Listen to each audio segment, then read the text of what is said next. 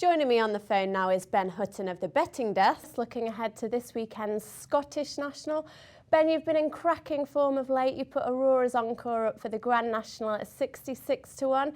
Can he emulate Red Rum and win this as well? It's not completely out of the question, and 12-1 isn't the worst price. He's £11 higher than he was at Aintree, but he won by 9 lengths. 12 months ago, when he was an agonising second in this, he was only £5 lower, so it's certainly not out of the question.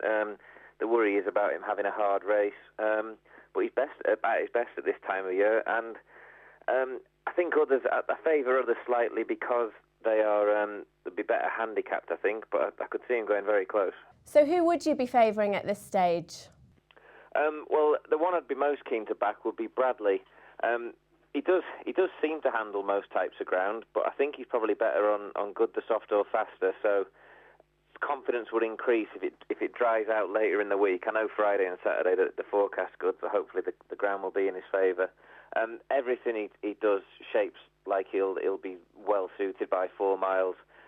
He was second to Monbeg Dude in November at Cheltenham.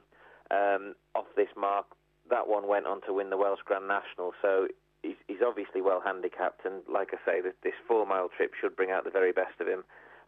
Didn't jump very well last time, but if we can forgive him that, 20-1's way too big, I think.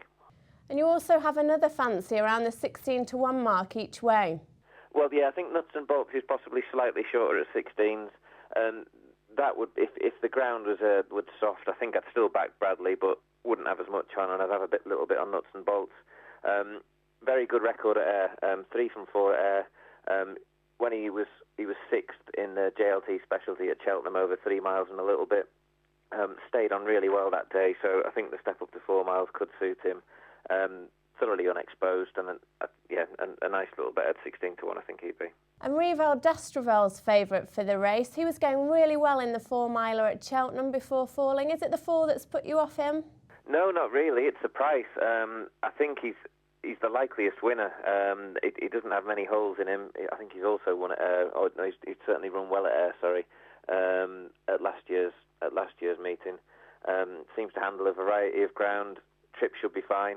It's just 6-1 seems skinny. I can see. Well, he might be a shade shorter come Saturday, but there's certainly no value in that price now. Always Right and God's Me Judge are also well fancied in the market. Will they be up there in the finish? Yeah, I think I can see Always Right running well. What is he? He's £3 higher than when he was second 2 years ago, and he looked as good as ever when winning at Kelso last time. The problem is with him, he's 9-1, and I don't think there's any scope for him to be ahead of the handicapper.